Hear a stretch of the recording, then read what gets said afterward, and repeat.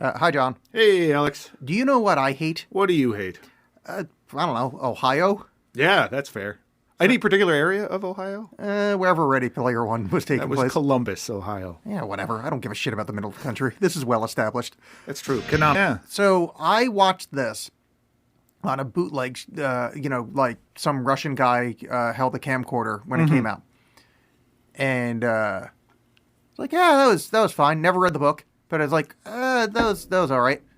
But rewatching it now with an open heart, with a sense of, I know John's going to hate this, so I really need to like it.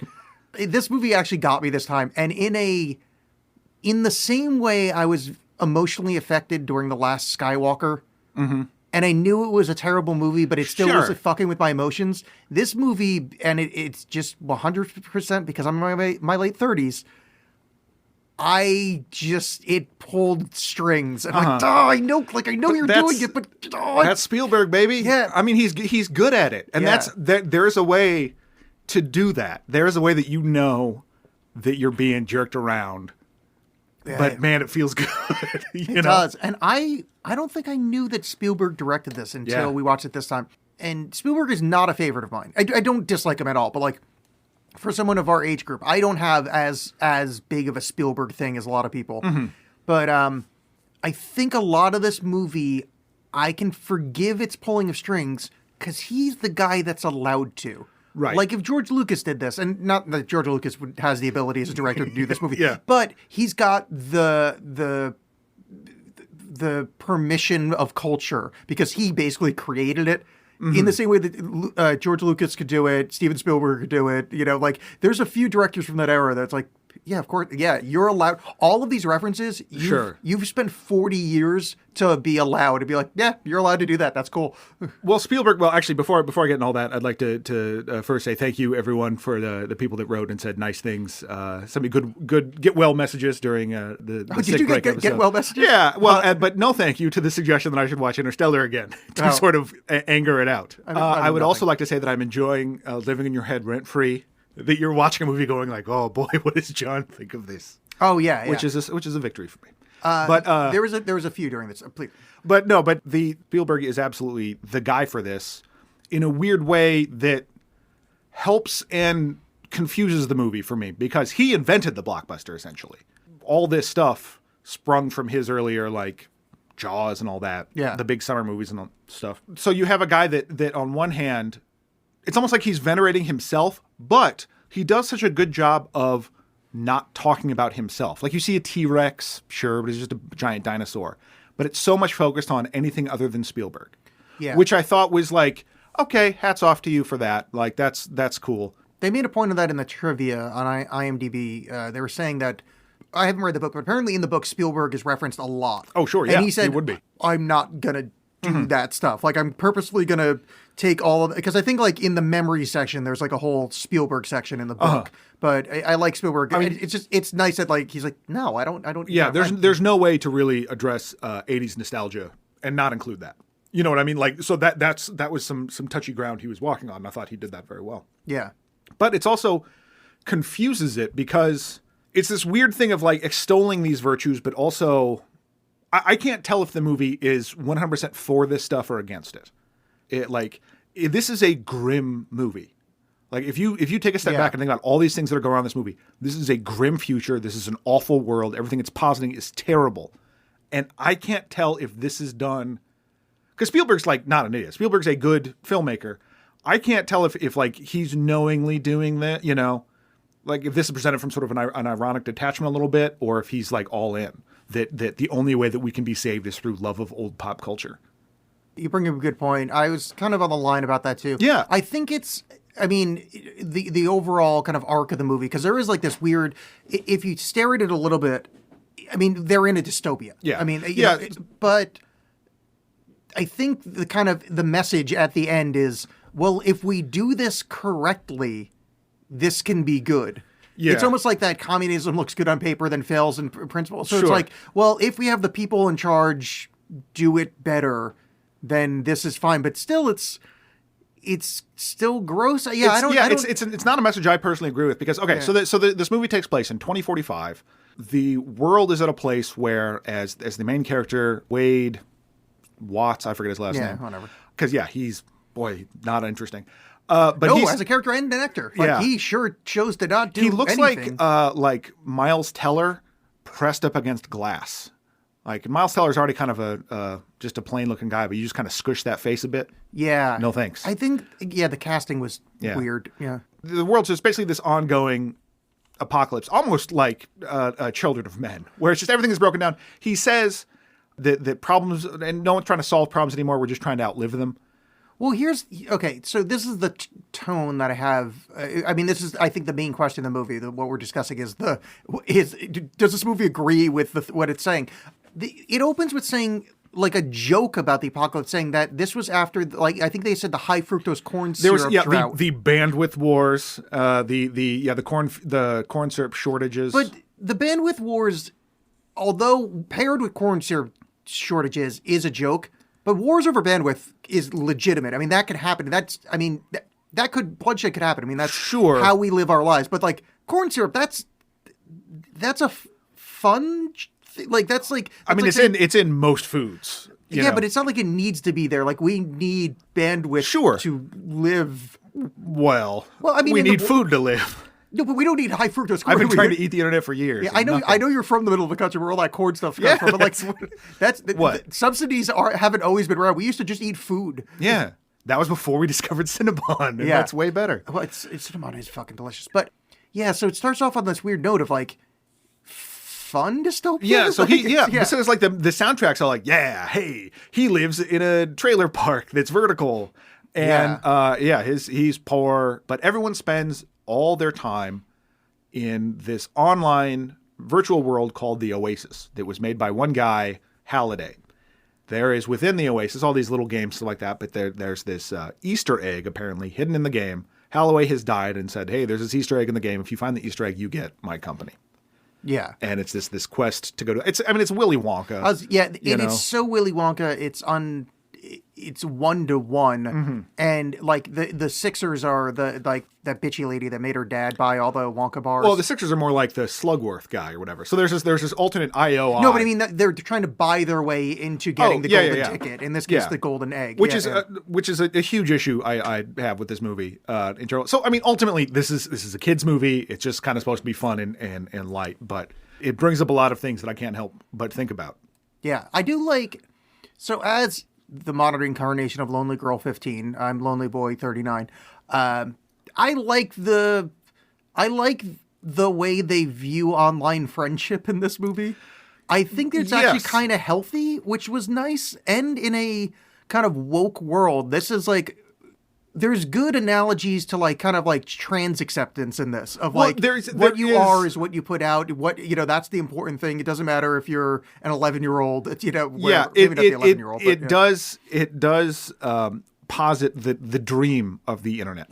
The thing people were saying in the late 90s, early 2000s was like, you can be whatever you want. Yeah. Whatever.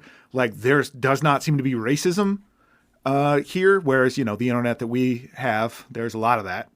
Well, no, in the cutscenes, I don't know if you watch this, but they go to Keck World, where it's all Pepe the Frogs, and there's some shit in there. Did you know Epstein didn't kill himself? It's actually it's weird. There's a whole world where Epstein didn't kill himself. It's you actually go into a jail cell and strangle him using your haptic 5 gloves. Well, and so this is the thing that bums me out, is that, so they constantly are talking up the Oasis and how amazing it is, and how it's just this font of endless creativity, and Halliday didn't believe in rules.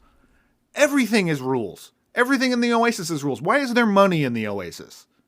If this is just this magical world, why do I need to, and so unifying, why do I need to buy things? Because then already you have, guess what, class consciousness. You have, I can't afford to buy this good stuff. I have to stay in the back of the race and collect, steal from dead bodies. Well, but I think the idea is that it is like capitalism, if capitalism wasn't pure evil, that you could, being smart and playing the game well, put yourself in a position to have all the money. But if Halliday is against rules, why, like, there's all kinds of rules in, like, not only just like how you get his keys and all that goofy stuff.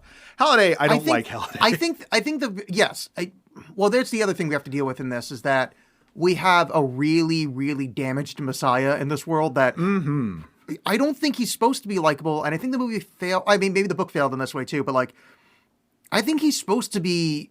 There's this great quote of Donald Trump talking about Citizen Kane and saying how great that guy's life was. He got all these girls and had all this money. Sure. And I think that same misunderstanding of Charles Foster Kane is what's happening with Halliday here, where everybody's like, no, I swear it's that guy from South Park. And you're like, no, it just looks exactly like him. The second confusion Right. is he's terrible. Like he's this cowardly person that lived his life afraid and didn't. But yeah, there's only sort of a passing judgment of himself on that. Yeah, even though like the movie's based around him trying to like postmortem, trying to like cure his life, he's like a fail monster, and we don't look at that, and it's weird that this entire society is based around this closeted weirdo. Yeah. He probably has. I bet you that guy had a lot of views on how often you should shower, and it's a lot less than you and I agree on. Right. Well, I think so much of this can be viewed in the context of when this book was written, which was like early 2010s. I think. So I think I read it in like 2012, and it was like it was a fun light read or whatever. And one thing I read about the movie, a critique of the movie that I actually fully agree with, is that it does things so much better than the book in terms of like. The book, which I didn't notice too much at the time, and a lot of people didn't, and then his second book came out, Armada. They're just often just lists of references of like there's a whole passage about his car where he's like, oh, I made it look like the DeLorean, and I had it have Ecto Cooler, I said Ecto One on this. So and he goes full Family Yeah, Guy. so it's just that. But that was also nerd culture. I mean, and that's still nerd culture now, and that's still sort of this gatekeeping of. Like, oh, well, do you know enough about Star Trek to be a Star Trek fan? But I feel like, at least with my experience online or whatever, what constitutes being a nerd is so ever present now, for good or ill, that I feel like some of that gatekeeping isn't as much of a thing.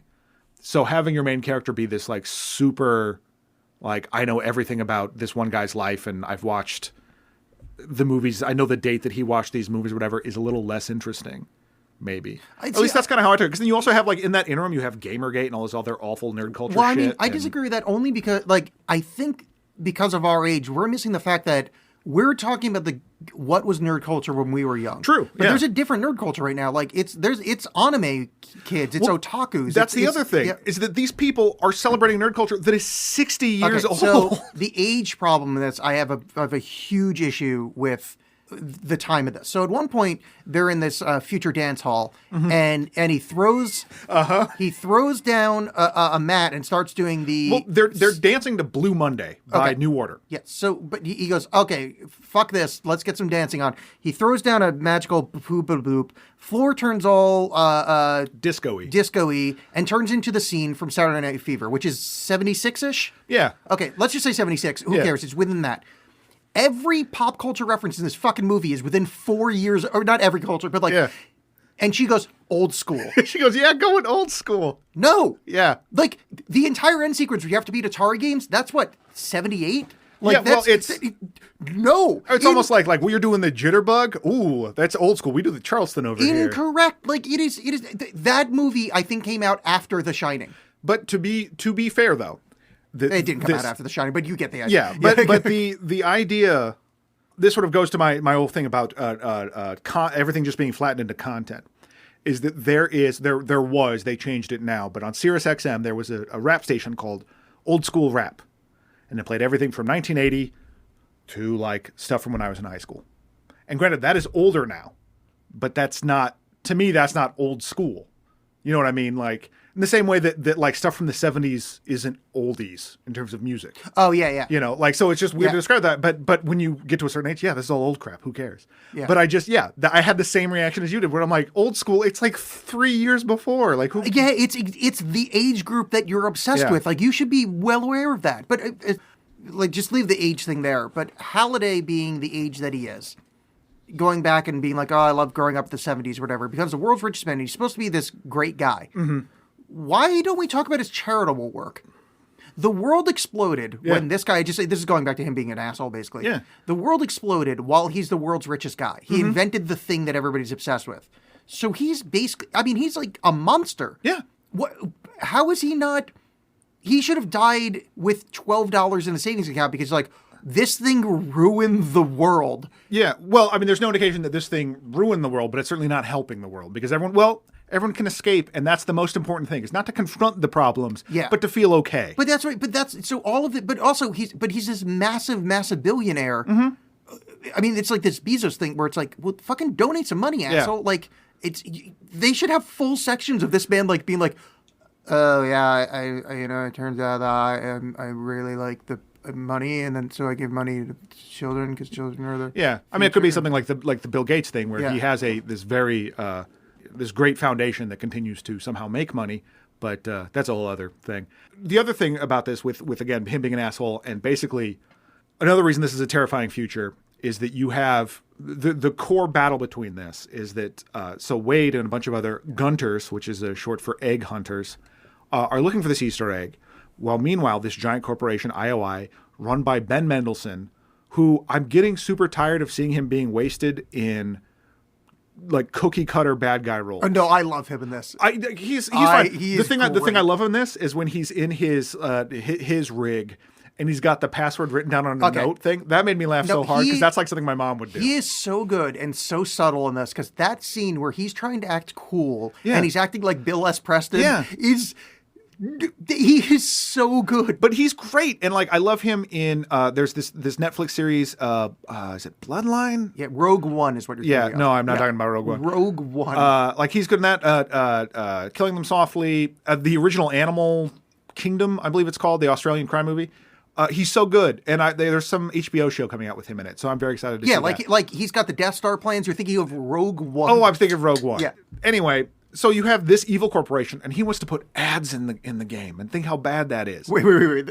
Okay. On that note, sorry, I have the line because again, I love him in this. Mm-hmm. We can sell up to 80% of a person's visual field without inducing seizures. Yes, that is. But one, accurate, and two, his delivery on it is fucking hilarious. But the whole, that he wants to monetize it and put ads in it. The whole thing is a fucking ad. Because you're talking about, like, this is a free world where you can create anything you want. Everyone is, like, there's a billion Master Chief avatars. Everything is built around previous existing properties. You're living in this fucking digital world of Funko Pops. Everything is an advertisement in this world. Like, there's a Minecraft world you see. How is that? How, you know what I mean? Well, like it's monetized. It's already there. You're living in the dying dreams of this adult child rather than people creating their own shit. That's fine, but I think the monetized isn't correct. Only because it being monetized is correct, but like when you were a kid, it's not like all of my childhood fun times pretending to be He-Man is ruined because I actually, because that was a TV show and I'm giving them money because of the toys. Like, they're play acting their favorite things. That's, right. No, when you're 5 and you're doing that, that's great. But just like when the movie is telling you that it's this endless, font of creation and stuff like that, and all you see is generally just like, hey, it's Batman. Hey, it's Spawn. Of course, but I think we do. It's true. I mean, like, it's absolutely what that would be. But there's a couple things we have to bring up here. One, a lot of people are dumb. Two, he's original IP and Hot Manic Pixie Porcupine Girlfriend original IP. But also, keep in mind, these are all the assholes that are playing multiplayer online games. Yes. There's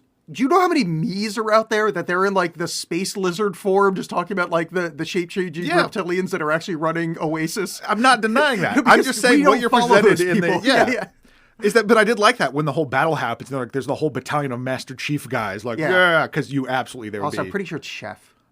Different guy. Also, how annoying of a human would you have to be that you catalog every movie you saw and when you saw it? Well, okay. So let's say this guy's a little touched or neuroatypical or something like that. Yeah.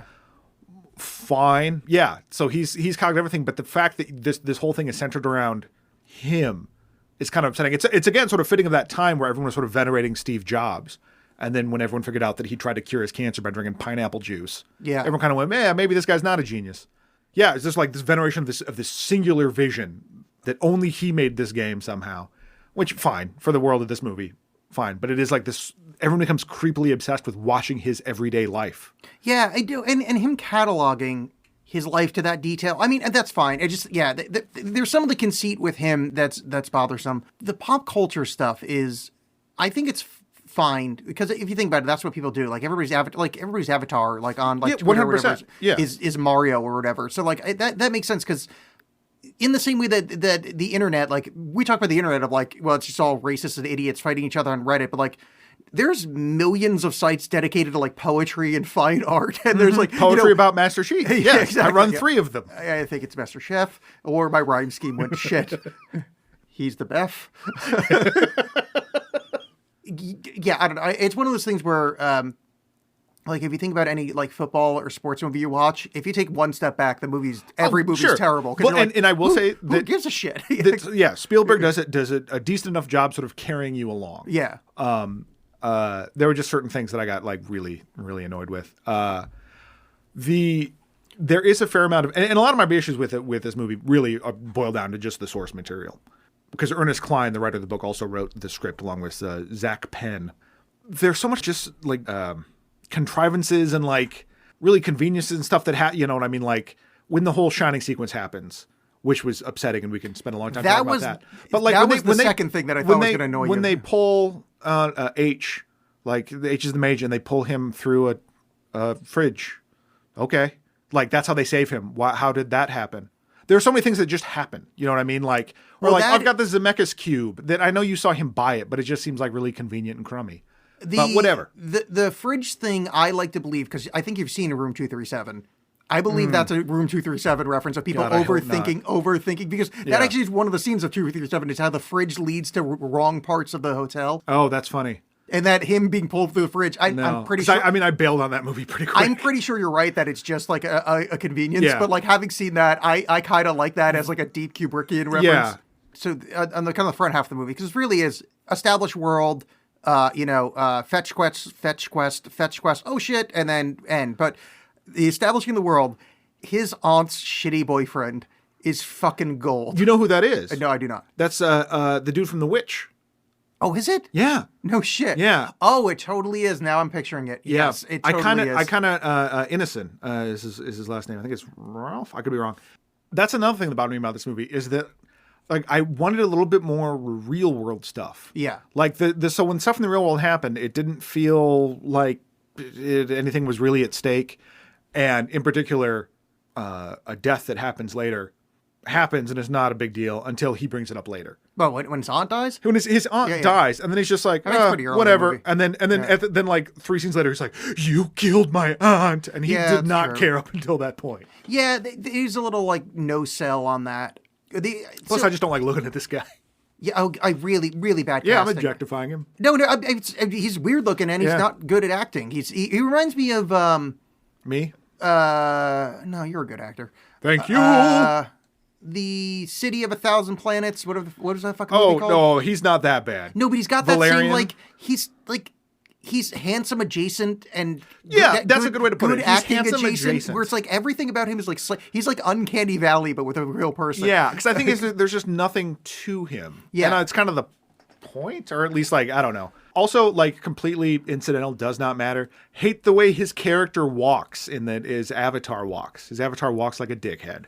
Oh, he does. Yeah. He's got digital swagger. Yeah. The only thing I like about how much like them not spending a lot of time in the real world is I really like the payoff of when they all meet for the first time. Sure. I think that's like, there's so much emotional investment at that point for them to be in real life that like, I think if we spent more time in the real world, that would be diminished. And that's like my favorite part of the movie where like everybody gets together and they're all friends. Like, this is great. This is like an 80s movie. Oh, I fell for it. Oh, right. Oh, yeah. You did it. You magnificent bastard. Yeah, I will say I wasn't a huge fan of H. Lena Waithe. I thought she was good. Yeah. See, I like her a lot. She's in like the one episode of Master of None that I really liked. I thought she was just so flat. As H, she was fine, but as soon as like you saw her, I don't know. I thought a lot of her line readings were just not great. Oh, I liked her. I thought she was playing it kind of. I'm not awkward, but like I'm not as realized in the real world as I am behind my avatar. Yeah. I thought that was like a good performance. That's fair. Yeah. I also think that this movie does a good job. And Spielberg, where it's like, imagine that character in a Michael Bay movie. Here's I don't know if this is played as a joke, and I think it is. It's hard to tell because, again, the tone of this movie kind of misses at times. But where the two Asian characters, they finally meet, and it's like, my name is Toshiro, but you know me as Oshiko. And it's like, oh, what a reveal. Right. Two innocuous Japanese. They kind of got, unfortunately, like that. But, I mean, that's played as a joke, right? Like, that's the... I don't know about that. Because I mean, and I'm not saying I disagree with you. I'm literally saying I have no idea. It's just, but it's just weird. Like, why would it's not those characters really just get relegated to like, and these two too. Like, hey, this guy's 11. Isn't that crazy? All right, moving on. Okay, the 11 thing I thought was fun enough because it's not like they're main characters. No, I know, but like world. Just that. But when he does the I choose form of Gundam. If I was the type to cheer, I'd be like, "Oh fuck yes," because that's awesome. I guess like I have no real strong emotional connections to Gundam. Oh really? That like reminds me of childhood, which I know that. But that's what I'm saying. This movie pulled the right chords with me. The Chekhov's Iron Giant that is throughout the entire movie is very frustrating. Because I'm like, just be Iron Giant already. And then even then though, it's like I thought it was pretty well played out. Oh, it's well played out, but I just wanted it to happen. I was just getting impatient. Oh, I gotcha. Yeah. But there is also a little bit again this flattening everything into content of like. Yeah, remember what we love about Iron Giant is the time he fought all those people. You know, like no, but I mean the big end thing is him sacrificing himself or her. She's sacrificing herself. But it is. I don't know, but it seemed like you were waiting to see him punch something. Yeah, in that final battle, this is my main complaint about this movie is that Spawn is there, and I'm like, no, it's too soon, man. It's too soon. I know that was like October or whatever, but like, I don't know if I can look at Spawn. But just think about what like being in that moment. First of all, I couldn't help but think after everyone died, because so when the big final battle happens, the bad guy has this bomb that blows up everyone, and if you get zeroed out in the game, I like how they set that up earlier. Sorry, but they do set that thing up when he's in the store going, "That's the bomb" or whatever, kills everybody, including yourself. Like, why the hell would anybody want to do that? Yeah, it is a throwaway line, and it was successful in that when it came back, I'm like, oh, that thing from before. Oh, you did it. Yeah, I think that worked better to me than the Zemeckis cube. But yeah, so at one point, because in trying to get the keys, blows up everyone, and I couldn't help but think like, I want to go to that planet and just scoop up all the gold. Yeah, and then I will rule this world. One of the gold moments that I liked, and I think they even Simon Pegg says it to him. Says it to South Park guy. He's like, "Oh, instead of blood, you turn into your coins." Yeah. That is a fun thing, and I love the two moments of that. Is him when he's driving the DeLorean, skidding sideways and kind of like nomming up the coins of other things. Pac-Manning it up, yeah. It's a nice. I kind of want to play that game. That seems fun. And T.J. Miller, who steals this fucking movie, I love everything he says in this. Where his arm comes off, he's like, "Oh shit!" and he starts like trying to scoop his coins back into his arm. Moment. And him going, "I got 10 fucking years of this character, dude," and him trying to run away from being killed. I'm not as enamored with him simply just because it's like, yeah, it's T.J. Miller just doing T.J. Miller shit again. I don't know his performance. I've listened to him on podcasts and I've seen Deadpool, and that's pretty much all I know of him. So I'm not quite tired of him. It's just a personal thing. It's the same thing. I think I probably said on the show before, but if someone offered me millions and millions of dollars to do the same thing again and again and again, I would. Yeah. Now I'm not even commenting about his personal life or anything of that regard, but just in terms of like, yeah, he just kind of does the same thing and it's fine. But I do like how I actually liked that character, and I liked how you never saw who that was. There wasn't this reveal that like, oh, I'm just this asshole in real life. That would have been a really cheap joke. Yeah, there's no way to do that in my mind. There's no way to sell that. Yeah. Other than just he's a regular guy, but then that's not really this movie. Yeah, but I did like his outfit having holes in his chest. He's so great. The skull, and that was cool. His thing at the end saying, "I got 10 years in this character," is so good because you can like his voice is late 20s, so it's like he created that character when he's 17. Yeah, he's like me with 2 X's. Like I'm stuck with this fucking name now, and like I thought of this in high school. I'm like I'm so fucked. Like that's how my dumb name is spelled now, and this guy's stuck with his asshole character, so he's got to play to it. But his pronunciation where he goes, "The orb of Osavox," and he keeps trying to say it in the same. And I'm like, I know that guy. Like, at first, I wasn't sure if I liked the immediate diminishing of him as a threat, because like right when he shows up, he looks like this huge badass, but then he's immediately just T.J. Miller, like, oh, I've got this thing in my neck, this very sort of like human kind of thing, and I wasn't sure if I liked that at first, but for the tone of this entire movie, it works fine because it is that like.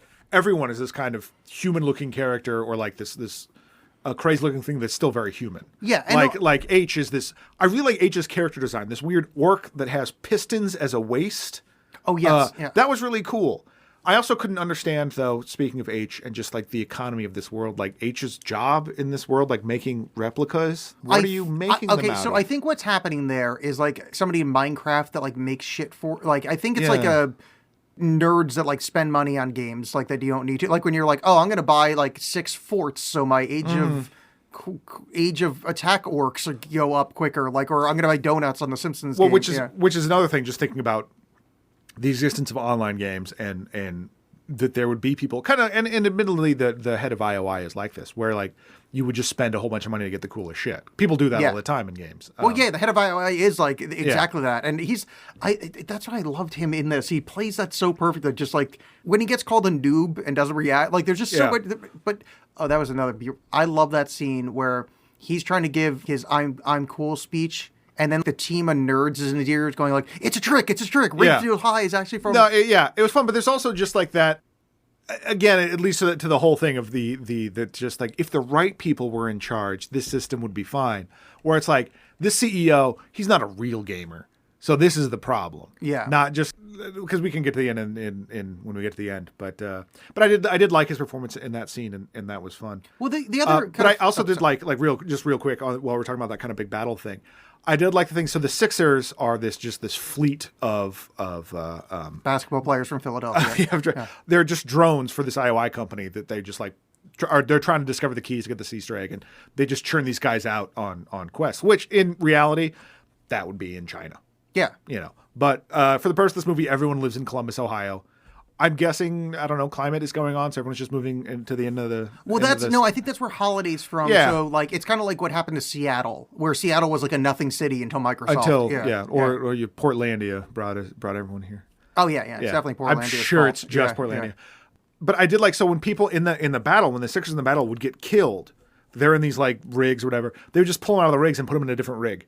Yeah. And I liked that, like...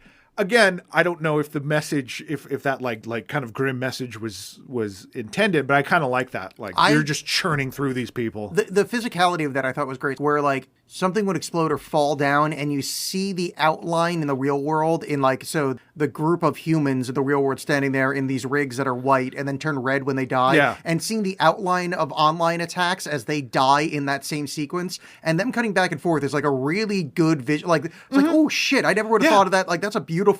I mean, Steven Spielberg, pretty good at making movies. Yes, I gotta say, I think you might know something. Makes him look good. So the other conceit of the film that, and again, I very much enjoyed it. I kind of want to watch it again, but it's one of those that goes back to microcosm versus macrocosm deal of like, if you watch a sports movie and if you take 1 second to step back and go, this means nothing. Yeah. You could just start a different website. It would be like if they made a movie about MySpace and it's like, no, we got to fight to save our top 5. But then like at no point does someone step back and go like, hey, we just start like a different website. Yeah. There's no proprietary technology here. Apparently everybody knows how to make all these suits. They know it. Like you could just, you could just start, like if they start having ads, the same that's happened in 1,000 other websites, you just start a new one. You just go to like the other one. Yeah, like remember, that's why we're all still playing the original fucking Candy Crush, right? And it's like, no, we moved on, and then they gave us free stuff, and then, then they added ads to that one, so we moved on to the next one. Yeah, which is interesting because like why would you? Because I mean, I'm sure, and I don't remember in the book if there was more than this. I seem to remember him being in school more in the book. But I could be... He doesn't do anything. I don't know what anyone does for a living because everyone is just playing this game. And I know there's clearly stuff you can do for money in the game, but I don't understand how game money translates to real world money because he apparently had, like, by finding the key, has enough money to buy this haptic suit in real life, which is another thing I couldn't help but think about. Like, when you're all kitted out with all this stuff, what's it like to die? If we're coming on of people just, like, kind of getting churned through in this battle... What happens? Like, so in the Shining sequence, which I would like to get into a little bit more, there's a point where the Sixers enter to try to get the key that's sitting in there, and they die different horrible deaths, and they're all like super terrified. Well, what does that do to a person? How terrifying is that?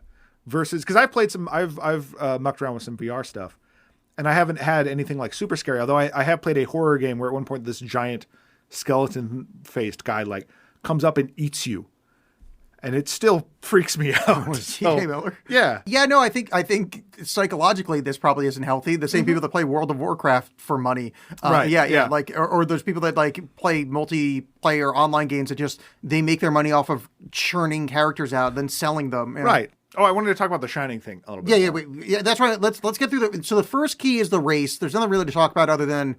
You have to figure out that you have to go backwards That's fine. Second key, yeah. is that the Shining one? Yeah, the Shining all one. right. Yeah, so the second key involves the keys get increasingly Dumb. dumb and about him. It seems like. So the second one involves there's this. Well, no, the first key is about him. I don't know if you know this, but Halliday is actually a 60-foot gorilla. Oh, I think they that's kind of. right. It's the way they cut the scenes. You don't notice it at first, but if you that's actually pretty look, expertly done. that's why Simon Pegg is the size of his toe in that one scene. Well, there's also and I've sort of said this before in multiple other episodes, but like I have a certain amount of like I don't give a shit when just nothing but CG stuff is happening. Like when the Yeah. race thing was well done, I'm sure, but like I honestly was thinking about how much more I enjoyed Speed Racer during that time. The race thing, the reason I liked it is the worst reason in the world. It didn't take that long. No, true. Yeah, and it was fine. It was fun. It was breezy. It was fine. Yeah, There's 'cause nothing wrong I'm with the same it. way. Like I am bored when the entire screen is CGI. Mm-hmm. But it's another thing in this movie that you almost don't think about how our lead character for most of it is the avatar. Yeah. Like when I think of the character, I think of his avatar instead of the 100%, actual, yeah. which is like that's a pretty deft maneuvering Which from is Spielberg. not something I do with the movie Avatar. I think about that guy. So it's Sam, whatever, who sucks. Yeah, I think about unobtainium. Yeah, that's because it's true. hard to obtain. Do you know those were like a friend of mine sent me an article today that the episodes 2 and 3 were supposed to come out in 2014 and 2015. That's Oh, is that initially when true? they were supposed to come out. Wow. Yeah. Yeah, unobtainium. But imagine that's the tipping point, that we're in this alternate dimension and the one change is that Avatar hasn't come out yet. yeah. Oh God, I'm gonna have to move to Ohio if it comes out. But so the second one is something to do. It's some clue, the poem or something they have to work out. So what happens is there's a reference to the fact that there's like this big regret in Halliday's life. They go to the library. They go to Halliday's memory library. My second best scene in this movie is where a big fucking scary monster pulls our lead character into a hidden room. A chest burster pops out of the monster's chest, scares the shit out of her, and then a zipper comes out. It turns out that it's Manic Pixie Dream It's Hedgehog. Artemis, yeah. doing like funny hand gestures with Yeah. the alien chest burster. But so they go to the library, and then he finds out that his big regret is he had gone on a date with the lady that later married his business partner Simon Pegg. Yeah. Who I don't know his name and don't care to. They're like, oh shit, we gotta figure out where they went on their date, what they should have done. He's like, well, she asked me to go out dancing, and then I had my stapler, and it's like we watched a movie instead of dancing. So they go to the movie, they figure out what it was. It was The Shining. It was The Shining. They go into the Shining Hotel, and now so there was two things I said that John was going to hate when I first watched this movie. Mm-hmm. One. In the dance sequence, our lead character puts on various outfits, and the one he decides to go with is Buckaroo Banzai. Yeah. John's Fuck favorite you. movie, or one of his favorite movies. Fuck you. And then the second one was, and this was, I don't even know, I felt like I need you to be offended for me because I'm such a Kubrick fan, but I like the movie enough that I'm not offended. see, It's when okay. they go into The Shining where it's like, I kind of find this delightful, but something within me feels like I should be beefs. offended. Oh yeah, please So be offended for me, John. And some of these are kind of the same thing, where it's like, of all the things you took from Buckaroo Banzai, you took the fact, oh, he wears a suit. Like, that's what you, fuck you. I mean, what else is in Buckaroo Banzai? We'll have to do that episode. Yeah. The other thing, so with the Wait, Kubrick Shining thing. he also drove a cool car in this movie. He walked through a wall in this movie. This movie basically is Buckaroo Banzai. Yeah, okay, you're right. Are you sufficiently angry? No, Please continue your point. Anyway, as I'm bleeding out of my eyeballs, let me just... So The Shining thing, again, it's one of those things we've talked about before where don't make me think about a better movie, but this whole movie is making you think about other movies, so whatever.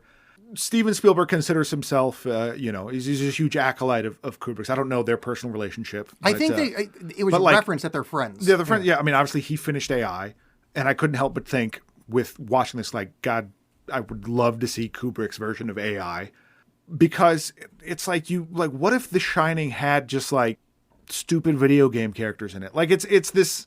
Like at first, when they're in there, they enter the Overlook Hotel, and it's the main center room with all work and no play, that famous scene, and the Wendy Carlos great score is playing, and I'm like, okay, I knew this was coming, and this isn't too bad. But as soon as H admits, he's like, I've never seen Shining, I've never seen, I don't like scary movies, so I've never seen it, so I don't know what we might be going for. they have to try to find this key. There's apparently this ticking time, this ticking clock that they figure out is apparently. Well, they see the pages of all work and no play counting down from a like, number. oh, Yeah, well, yeah. there's clearly this much time left. Yeah. Whatever. What's a video? I mean, video game logic. It's fine. We cannot fault a video game for having video game logic. It's fine. But so then H is like sees the creepy twins and is like, well, do you know how to find the exit? What the door you just came in from? What are you talking about finding the exit? That didn't make any sense to me. And so then H, they go into the elevator. H tries to get to follow them, and activates the huge blood thing, which then becomes this like river raft ride thing. I immediately thought of The Hobbit. Yeah. It's just like, oh yeah, that's what The Shining is being awash in blood and floating down a hallway. I think it's just The Hobbit: An Unexpected Journey. Yeah, sorry, I did mean that. Yeah. But it was like, yeah, you took this great movie and kind of shit on it.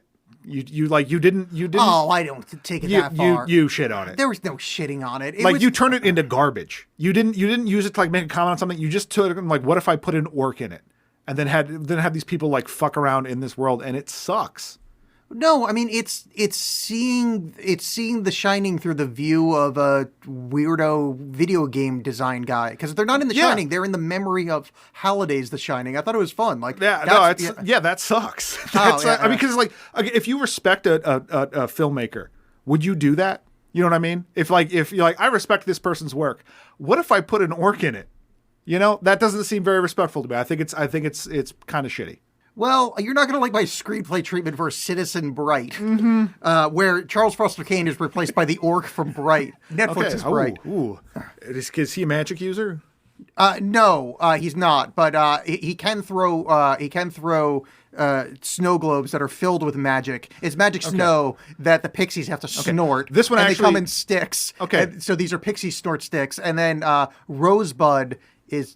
It's the same in the movie. But what you've done there is that you've elevated both properties. And that's what I think happened in this. I don't disagree with you. I don't find it as egregious. Just because I don't think at any point are they.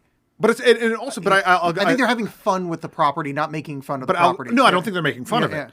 So there's they sort of reenact the whole Room 237 scene, and then the creepy old woman just starts chasing them around with the axes, and it's like, yeah, what if we let a modern video game designer make The Shining, and like, well, that part that was a little bit like, that was stupid. But I did like a kind of an innocent kind of teenage person being in Room 237. He's like, "Oh, hello, naked lady." Yeah, like that was no, fun. That was fun. Yeah. I mean that I just don't think it was necessary, and I think it was a little crummy. Well, here is the downside to that, and by the upside, I mean the downside, and the downside, I mean the upside, because I don't know what I'm saying. The upside of anger. It's supposed to be. It's supposed to be. It's somewhat Denis Villeneuve's fault, because in the book, that entire sequence was Blade Runner, and you do a Blade Runner thing to find out the second clue. But since they were filming Blade Runner 2049, the rights were so sticky, there was no chance of them being able to do it. So Spielberg's like, well, I'm friends with Kubrick, he's dead, but like, that was my buddy, but why don't we do The Shining? That's a pop culture thing from around that time. Yeah. So it could have been insulting to a movie you like more than The Shining. Well, I don't know if I go that far, but you don't like Blade Runner more than The Shining? I don't know that I do. I don't know. Oh, really? Oh, yeah, that's surprising. I'm not good at ranking things. But yeah, when H is like falls through the tub and ends up in the hedge maze and is running around being chased by the old lady with an axe because they couldn't get the rights to Jack Nicholson's face, and just randomly they pull H through a door and save H, because that happened. Well, were we on air when we were talking about that? Yeah. Okay, that was during the recording. I was sure we talked about before we hit play. Yeah. Record. Yeah, but it's just like fine. Yeah. Like it's the momentum's going, so you're just like, yeah, fine. It's all kind of dreamlike, and because H falls through a bathtub to get there in the first place, so why not? But it still just felt a little off to me. The thing that really bothered me, and again, like this speaks to Halliday just being awful. So this is Halliday's. I have blew my chance, perhaps at One True Love. Like this, the opportunity was presented to me, and I blew it. How should I remember this? I know I'll have her trapped in a room dancing with zombies forever. Yeah, unfortunately, that's creepy. It is, because the character is, and it's not treated as that. But no, it's creepy. No, and I think this movie. I don't know if it'd be more interesting if they focused on that more. But he is It was an interesting, deeply flawed human, and I don't think we really at any point, at least the main characters at no point recognize like it's not the same, but it is Willy Wonka. Where like if you take any second to think about the horrors that Willy Wonka put on those poor children, he's murdering children, and yeah, like left and right, and then like singing songs about it. Like he hires pygmy slaves that he found in Africa being eaten by a wild animal. And said, "Oh no, I'm going to have them work in my chocolate factory so I can murder children." Yeah. But everybody's like, "No, Gene Wilder's delightful." He's great. Oh, by the way, Spielberg tried to get Gene Wilder to play Halliday, but apparently his dementia was too far gone. But that's it would have been it would have been a bit on the nose. But just then, I would have loved to have seen Gene Wilder. Just to see him. I love that guy. Yes, on the nose, but I think just by having him in the part, I think it actually would shade the character enough that a lot of our annoyances of like, well, he's not. We're not paying attention enough how deeply fucked this is. Yeah, I think just him being there, be like, oh no, this is deeply fucked. Well, that's the thing, and this is the thing I was mentioning earlier a little bit off mic, is that there's part of me that wants to fault this movie so heavily for just resting on nostalgia, and I do think there is a legitimate critique to make for that. But I think you're right. I think having Gene Wilder in there would not just be nostalgia, but would also be the sort of meta commentary on the whole thing. Yeah. But also, what I was saying before is that, like, so I see this stuff, I'm like, oh yeah, look, oh hey, remember that, which is so much of what this movie is, and I get tired of that. However, over the holidays, I was visiting my family in Michigan, and we watched the holiday episodes of British Bake Off. Oh, fantastic. And I lost my shit when I saw people I recognized. I was like, oh, that person. Oh, my God, Selassie's back. Yes. I was very excited to see Selassie totally back. Understand that. And I feel like, not to argue your point against, because I agree with you, but at least that's new content relying on. This is literally just scenes this is Family Guy at times. Where it's absolutely. A lot of this movie, I think, is using intellectual property to make a point or at least have a fun plot around it. But there's a lot of just kind of navel-gazing nostalgia, which is like, there's a lot of just, hey, remember this. Yeah. And like, it doesn't, I think there is a fair amount of it being done rather swiftly. Like, 'cause the whole movie is just like, but there are times, like when Chucky shows up. Oh yes, we all know Chucky as this super agile ninja creature. I literally wrote down how fun that was. I did not like that. No, it's the guy in the suit when they cut to the real world to see the real world guy go, it's fucking Chucky, and then they turn red in a circle around it. It is so fun. I know it's dumb as shit, but I think this movie does dumb as shit very well at times. Again, it's Spielberg. Was super fun. He pioneered some of this stuff, but there's a certain amount of online Red Letter Media. I don't know if you're familiar with them. He did the Phantom review. The Big Famous thing. Yeah. Their whole stuff is great. Don't listen to them though, because it'll make us look like garbage. But they have. No, I've listened to them. They boy, are we quick in comparison to how long it takes them to make points. Well, some of the stuff I really like. Like they have this whole like subset thing. It's kind of a long tired joke, but the Nerd Crew, that they're always like reviewing like the nerd stuff or whatever, and there's a line that gets quoted a lot from them where it's like I clapped because it's Star Wars and I know what that is, or some variation on that. And I feel like there's a lot of this movie is you're expected to do that. Not that I'm like shipping something, but I don't know if this movie was just like afraid of having like any kind of like non-straight sexuality in it, but like the whole point of that dance thing is like kissing the girl. Why didn't we have Porcupine Lady kiss dancing lady? Like the whole point of that quest is, and she goes, want this dance, and that's the end of it. Yeah, it just felt a little like it's not like I'm like, oh, I want to watch two fucking avatars. I think that's why I don't think this movie would have been able to pull that off without it seeming with that tone that you're looking for. Yeah. That sort of that more freedom thing, I think, and nothing against Spielberg, whatever, but just like the way things were going and the way that this movie is sort of, and the script itself is again really so he meets all these other minority characters, but really it's the white guy that saves the day. It just felt it just felt like if that were a male character, that would be the end of it, and it just felt like very like. Not that I care about it, but it just felt very gendered the way it, and it's like I don't want to think about that. But would you want if you are Halliday and this is your super special lady, would you want you win by kissing by strangers? If I were kissing Halliday, her? I wouldn't have her floating in the nether sphere surrounded by zombies. Yeah. And Now, also, I wouldn't have 50 fucking years later be crushing on my best friend's girl. Yeah. So Yeah, and that's all just like, No, don't worry there's- about it. Don't worry no, about it. All of this I wouldn't do. Like, I'm not a healthy person as far as relationships are concerned, Yeah. but I look like a goddamn fucking Buddha compared to this asshole. And I still don't fully understand his relationship with Simon Pegg's character. Because it sounds like he got cut out. Like he cut out Simon Pegg's character, but Simon Pegg's character is still hanging out working at the museum for the guy that cut him out. Like it's just weird. No, I think what happens is, and this is because it's not, maybe it's in the book. Mm-hmm. I think it's like I think he's kind of using the, who's Apple guy? Steve Jobs. Steve Jobs. What's it? Wozniak was the other dude. Yeah. There was a third guy that left early. But I think they're taking that and taking some Microsoft stuff and taking like Howard Hughes and like kind of taking bits and pieces of these people.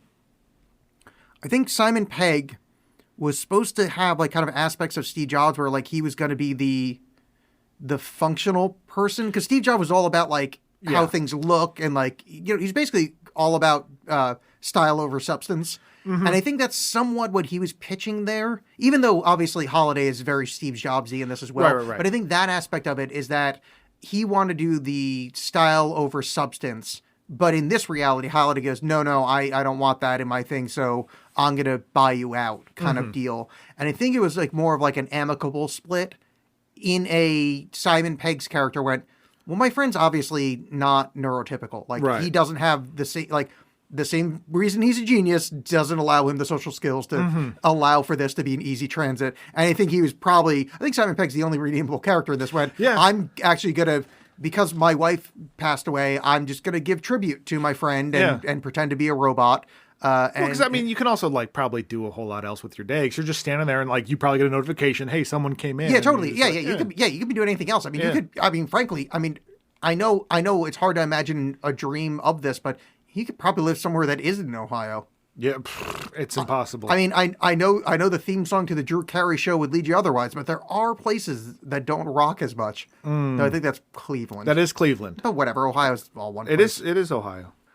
There's this whole side story where IOI, the evil Ben Mendelsohn, has figured out who he is in real life, and goes and blows up his aunt's. Which again, okay, so we can back up to this. So yeah, he lives in the shitty like RV stacks thing, whatever. Yeah. When he finds the first key, he gets all this money that he then like uses to buy like a haptic suit. When just like 2 scenes before, there's this whole thing about his aunt's crummy boyfriend like spending the house money. Well, they're spending the house money to win the keys. Right. Yeah, but just that like his aunt who like raised him basically is in dire financial need, and he goes, "No, I need this suit." I think to use the Charlie and the Chocolate Factory analog, it's Uncle Charlie buying the chocolate bar for Charlie, or Uncle whatever his name is, buying the chocolate bar for Charlie, even though they're destitute.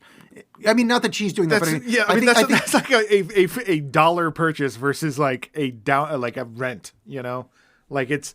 I understand what you're saying, but it's just again the inability of this movie to have the real world stuff really feel like anything. Yeah, I don't think for the movie version at least we actually really even needed any the aunt and shitty boyfriend. As much as I love shitty boyfriend, I thought he's wonderful. It doesn't really. It doesn't because like if you at all. If he just was just like I live on my own in these stacks and then I spend all day, you'd probably still be going like, well, what does he do for work? But it matters just as much as it does for the rest of it. You know. Yeah. Yeah, because like I said, his aunt dies.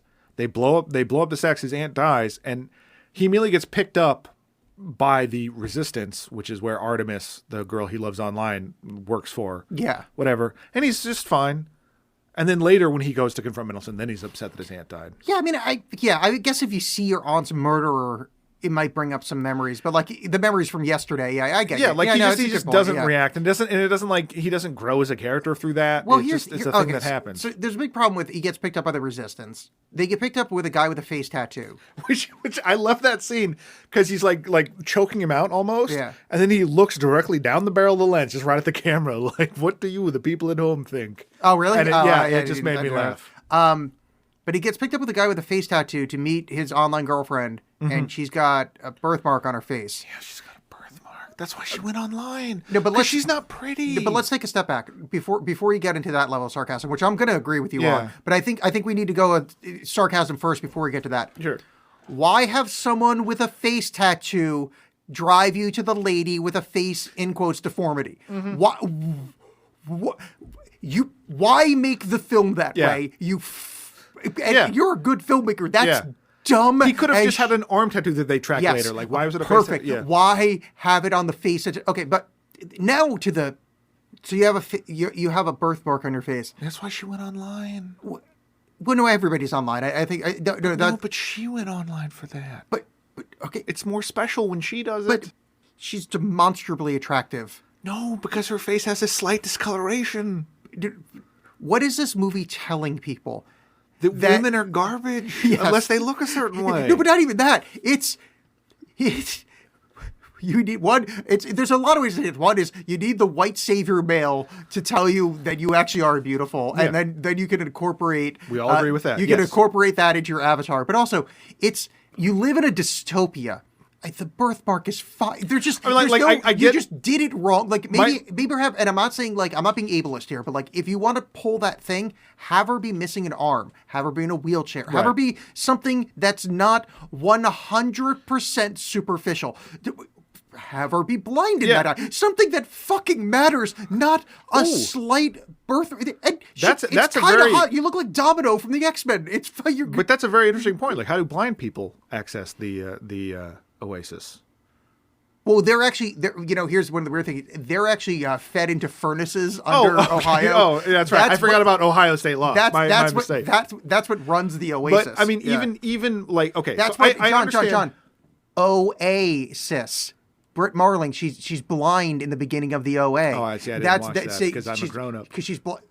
That doesn't even make any sense. No, it doesn't, but I went for it anyway. But yeah, see, the Oasis. So it's the sister of the OA. All the blind people burned under Ohio. Okay. Yes. 7 people that watch the OA will totally get that reference. Which I am honestly surprised. If there was one, I missed it. There's not more of a Doctor Who thing in this.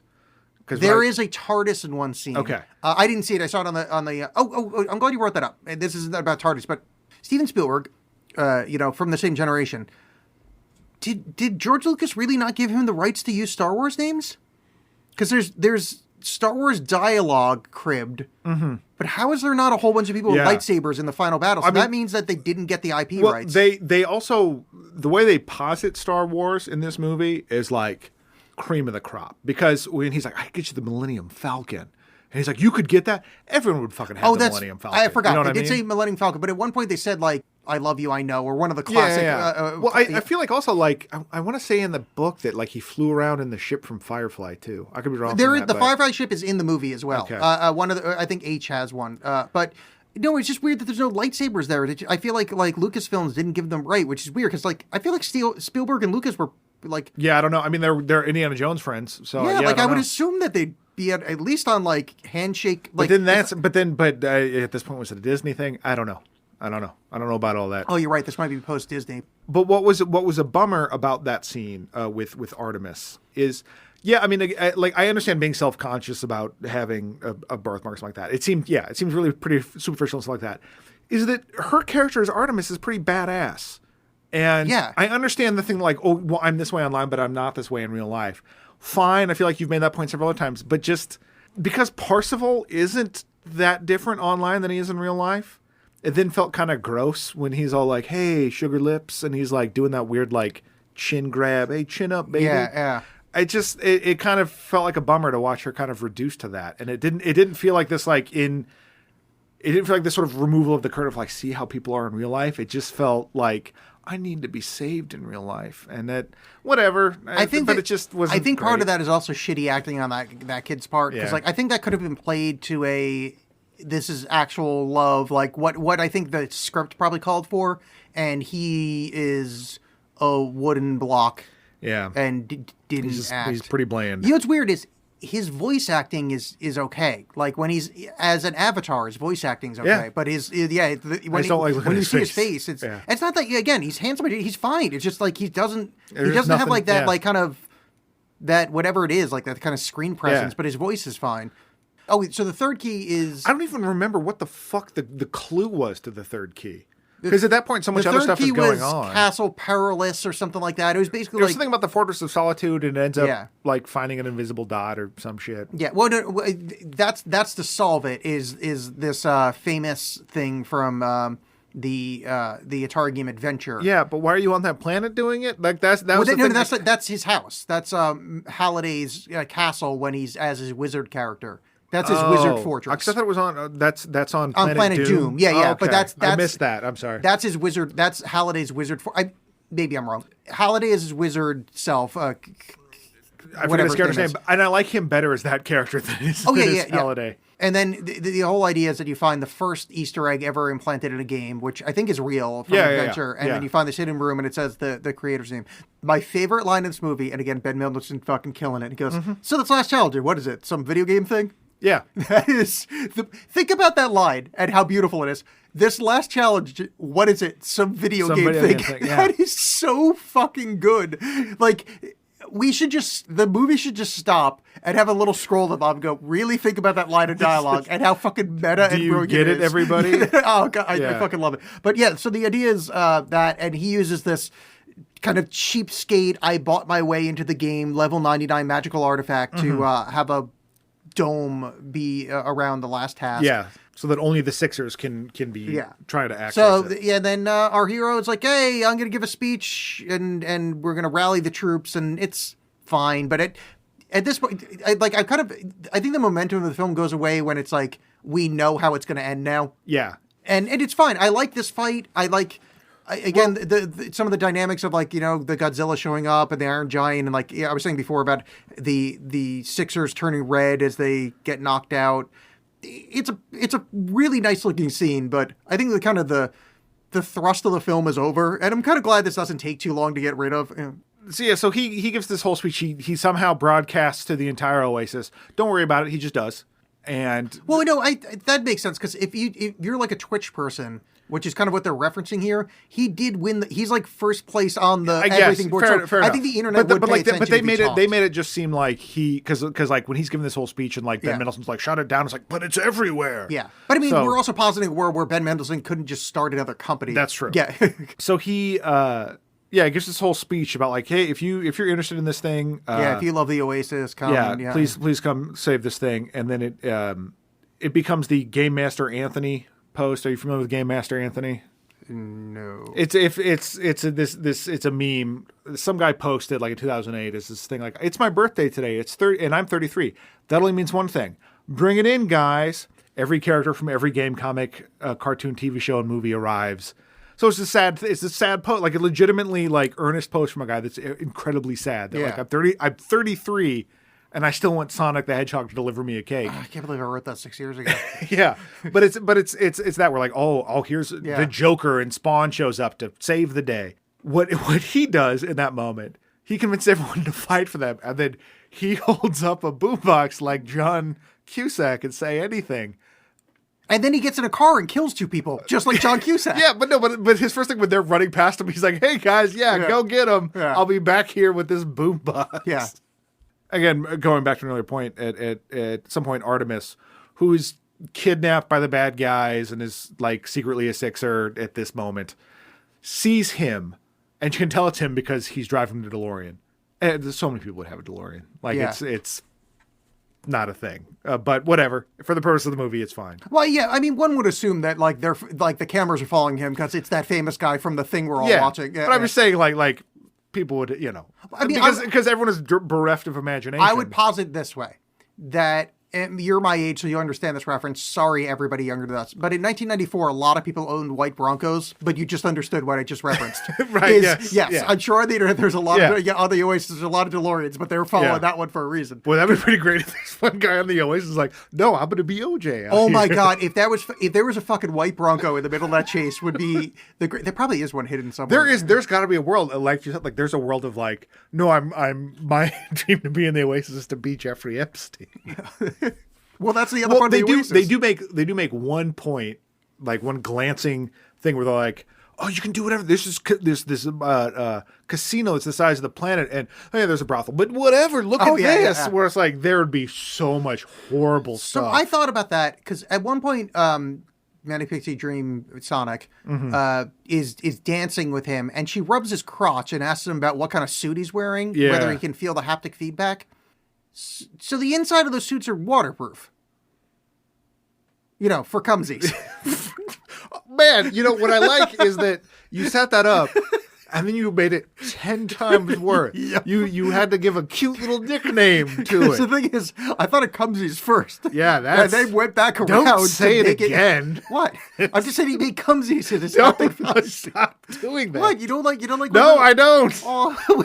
I like it when my porcupine girl makes me make cumsies. But that is exactly a term that I'm sure is used regularly in the Oasis. Ooh, I made the cumsies.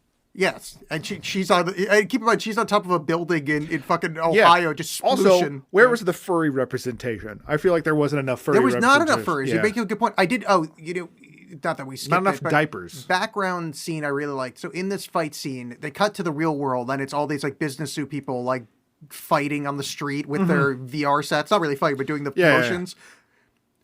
You see a Ninja Turtle flipping around and doing high kicks or whatever. And they come back to the real world and you see the guy that's playing the Ninja Turtle doing like really sweet martial arts moves. Yeah. But in front of like the H&R Block building or whatever. And I was like, oh, that's delightful. Again, Steven Spielberg, fuck you for making me feel these things. Going back to how grim this movie is, the part where they reference how like if you get zeroed out in the game, you lose all your in-game money, and that's a bad thing. Where this like Japanese businessman, you watch him die, and then he's like gonna go kill himself by jumping out a window. It's like boop boop. Isn't that funny? Yes, but I would invoke what I'm going to refer to as the Hudsucker rule, wherein we're allowed to find that funny. Well, yeah, the Hudsucker rule it's a whole different thing. Yes. There's this giant fight. Ben Mendelsohn sets off this. What's funny is because I'm a nerd from this era, I was going to say he sets off the Holy Hand Grenade of Antioch. Yeah. But no, that's actually in this movie and it's a different object. But he sets off this I kill everybody bomb.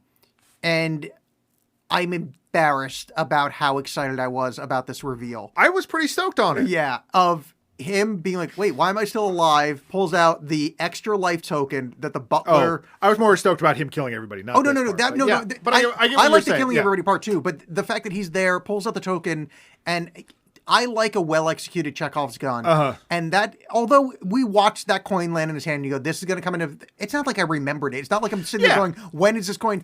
And it fits the theme and the tone of the movie. Yeah, it was fine. So well. As far as like, for a movie that's full of like these narrative contrivances like that, yeah. I thought this one was okay. And it's much, because I don't like the character. It's not that I don't like the character, but like. I just don't care. Yeah, I don't care that much about the lead, but I was like, yes, he's got, like, I was so excited. And also that, and this is like where I think the movie kind of works well with the kind of message of on the internet, you can find the people you're interested in, is everybody at the IOI Corp.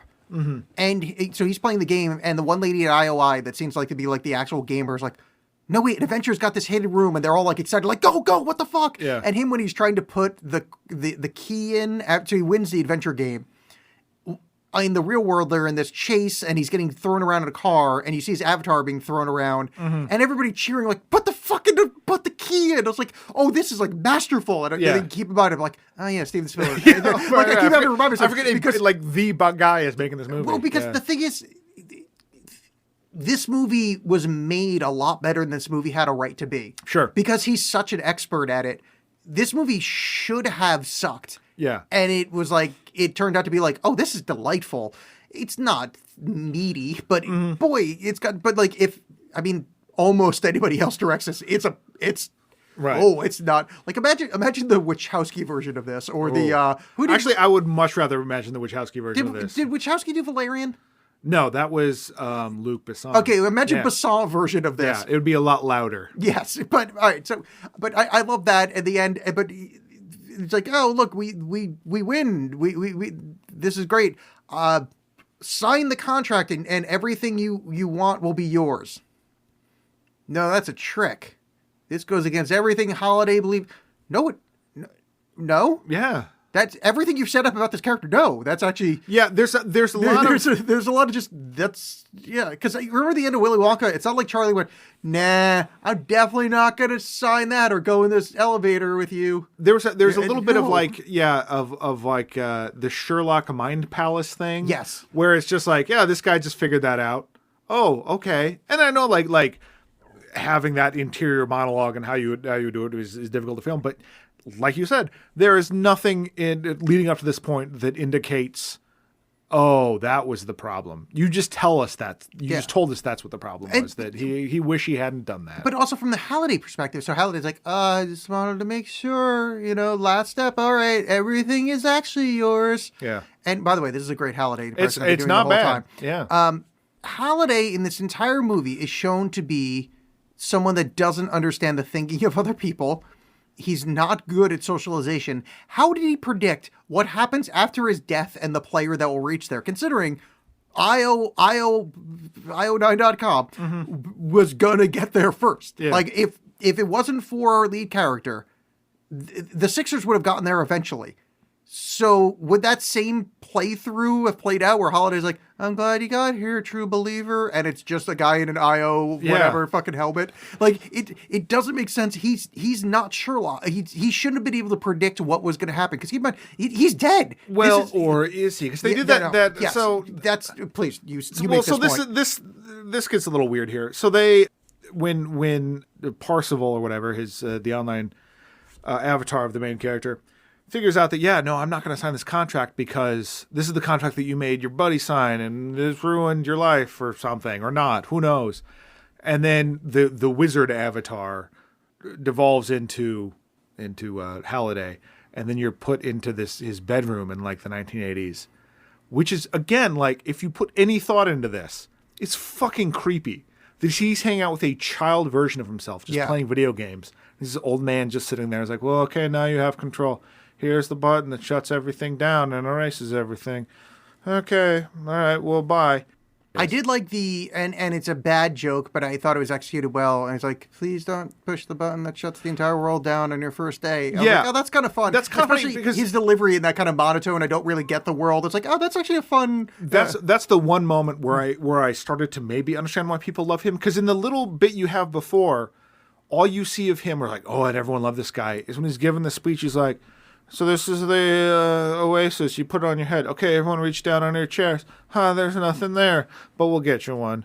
Yeah. Oh, that's right. Like, there's nothing that magnetic about this guy. Yeah. Like, that everyone's like, oh, this man is amazing. But at that moment, it was like, yeah, there's a little human there. And again, this is sort of this weird, like, Spielbergian thing where you have this guy, not Spielbergian, but in the sense of like feeling Spielberg in this movie, in terms of like, here's this guy that created this thing.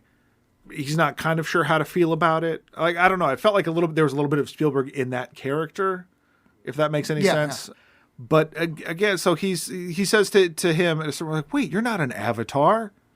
And he's like, yeah, well, shrug. There's no answer for what I am exactly, but I am dead. He does confirm that. My Atari runs on unobtainium. I'm not an avatar. Yeah, I'm not 8 foot tall. Avatar 2 and 3 was the thing that caused the apocalypse. But then he takes his younger version and just exits through the door. And the fact that he left with the child version of himself, it's like if the child version just disappeared or something, that's fine. But like the fact that he's like, okay, you come with me. Just the whole thing just felt super creepy. Well, that's the thing. So going back to Mike Cumsey's point, did he fuck his child himself? No. Answer the question, John. No. I refuse to answer Cumsey's based questions. Oh, the Cumsey's is the part you have, not fucking your 12-year-old self. I mean, it's unless you want to talk about it like an adult, forget about it. Did he ejaculate in his 12-year-old butthole? I don't know. I'm glad you answered. We'll never know. The answer is yes, and he can give consent because it's him. So he gets back in the real world and he kisses the girl, even though she's got that gross. Disgusting. I mean, look at her facial deformity. Ugh. And they're like, hey, everybody wins, and then Simon Pegg's there because Simon Pegg's there. Well, yeah, so because he's been tracking him the whole time. And also at this point, Ben Mendelsohn has lost it and is chasing after him with a gun. Nothing's going to happen to Ben Mendelsohn. He'll be fine.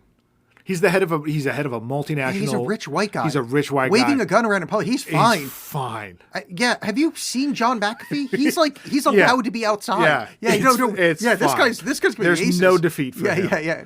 And yeah, so then boy Og, which I think was what his nickname was, but Simon Pegg's very excited that Parsifal won, and he's like, "Hey, I'm going to split up with my clan. We're these people that I only kind of know online. We're friends, and we're going to make. Although I guess H is his best friend. We have the ability to run this company." And his solution. So there's nothing but problems in the world has been established. Yes. The world is garbage. His solution is like, hey, don't play the game a couple days a week. Yes. That is his fucking solution. Yeah. Also, I'm gonna make out with my girlfriend while she's wearing a silk dress in my loft apartment. In my nice loft with some video games. No indication of the dystopian hell outside, but hey, spend some time in reality, everybody. Yeah, it's also weird that, I mean, not to get too deep into this, but why would he have his apartment furnished with video games where the entire point is to live in the real world? Yeah, I don't. It doesn't. That doesn't track. Well, but it's also the whole thing is that like online and nostalgia will save us. Don't be online. Like that's Well, I think what they were trying and not effective, but I think the idea is that you're trying to mix. You can live your real life and continue forward, but still appreciate. But it almost makes it. The movie almost wants to make the argument that the reason things are so shitty is because people aren't engaged in the real world as much anymore. Yeah, and I mean, like certainly, like just running away from all your problems isn't going to do it. But I just think that's shutting down the system 2 days a week isn't that. And then what do you do there? Because you have time zones, so you have like Australians getting at the prizes and doing all the stuff while you're sleeping. You know. Well, Australians have CISO is their system. It's Oasis backwards, and they haven't found their white savior yet. Oh, okay. So they're still. There's actually I forgot that they're actually Mad Max in this world. Yeah, it's like down there. It's like, hi, my name's Halliday. Good day.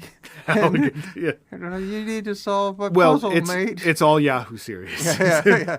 They only have Mad Max and Yahoo Series. That's the only, and Crocodile Dundee. And Crocodile Dundee. That's the only exports. So you thought young Einstein was my only thing, but I'm actually Einstein. Right?